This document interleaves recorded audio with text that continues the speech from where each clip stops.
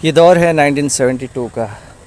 राजेश खन्ना अपने सुपरस्टारडम के रास्ते में बहुत आगे तेज़ी से बढ़ रहे थे और उसी वक्त उनको प्रेम हो जाता है डिम्पल कपाड़िया से, एक फ़्लाइट की मुलाकात की वजह से। डिम्पल करीब आती हैं, इतना बड़ा सुपरस्टार मेरे सपनों की रानी गाता है पर्दे पे, तो ज़िंदगी में भी वही गाएगा ये समझ के शादी कर लेती हैं वो। हालांकि शादी के लिए राज कपूर साहब ने रेकमेंड किया था राजेश खन्ना के लिए भी, और राजेश खन्ना को ये सलाह दी थी कि आप भी शादी कर लो, डिम्पल अच्छी लड़की है। डिम्पल कपाड़िया और राजेश खन्ना की शादी होती है 1973 में और तुरंत वो लोग लंदन चले जाते हैं। लंदन में जैसे ही वो पहुंचते हैं हनीमून ट्रिप में, तो वहाँ पे एक देर रात की पार्टी में राजेश खन्ना जी अकेले चले जाते हैं डिम्पल जी को।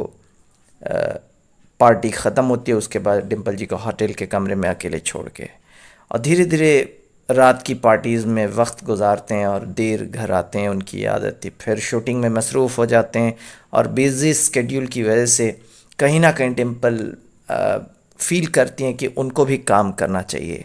लेकिन ऐसा नहीं कि दोनों में कोई प्यार नहीं था या टाइम राजेश खन्ना पूरी तरह से नहीं दे रहे थे, ऐसा नहीं है। लेकिन उनका busy schedule due to acting career हो रहा था और डिम्पल भी एक्टिंग करना चाहती थी। ट्विंकल खन्ना बड़ी बेटी के होने के बाद धीरे धीरे डिम्पल जी थोड़ा सा काम में ध्यान देने लग गई। लेकिन उनको काम मिलता था, लेकिन राजेश खन्ना साहब चाहते नहीं थे कि डिम्पल काम करे और उनको पूरी परमिशन नहीं देते थे, और यही कारण था कि डिम्पल का पड़िया थोड़ी थोड़ी सी खफा होने लग गई।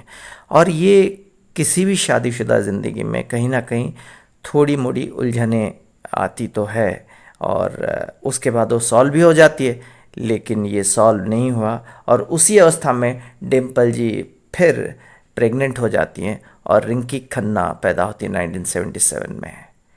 लेकिन इसी अवस्था में रिंकी खन्ना जब पैदा होती हैं, उससे पहले राजेश खन्ना को ये एक्सपेक्टेशन था कि इस बार बेटी के बाद एक बेटा हो। उस ज़माने की बात है, उस ज़माने की सोच है, थोड़े ट्रेडिशनल किस्म के लोग होते हैं, लेकिन ऐसा कोई बेटा या बेटी में तो फ़र्क नहीं होता है। लेकिन उनके मन में था कि बेटा हो, आशा तो हो सकती है, लेकिन बेटी होती है। लेकिन बेटी इतनी शरारती थी कि बेटे की कमी महसूस नहीं हुई। राजेश बड़े खुश थे अपनी दोनों बेटियों के साथ, एक को टीना बाबा और दूसरी बेटी को रिंकी बाबा कह के पुकारते थे।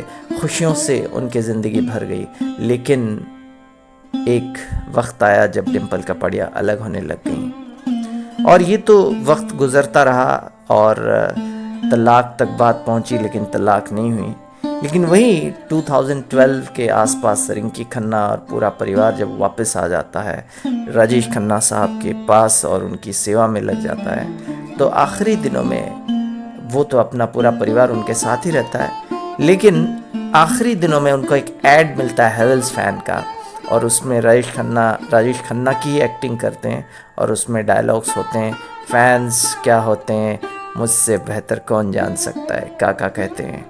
और उसके बाद उस ऐड में उनको एक बड़ी रकम मिलता है एक्टिंग फ़ीस, और उस एक्टिंग फ़ीस को लगा करके वो एक गिफ्ट ख़रीद लेते हैं, मर्सिडीज़ कार, और देते हैं अपनी छोटी बेटी, प्यारी सी नन्ही बेटी रिंकी खन्ना को, जिससे वो बेहद प्यार करते हैं, और ताकि कोई मोहब्बत का कसर ना रह जाए इसीलिए उनको भी खुश करके इस दुनिया को छोड़ के चले जाते हैं।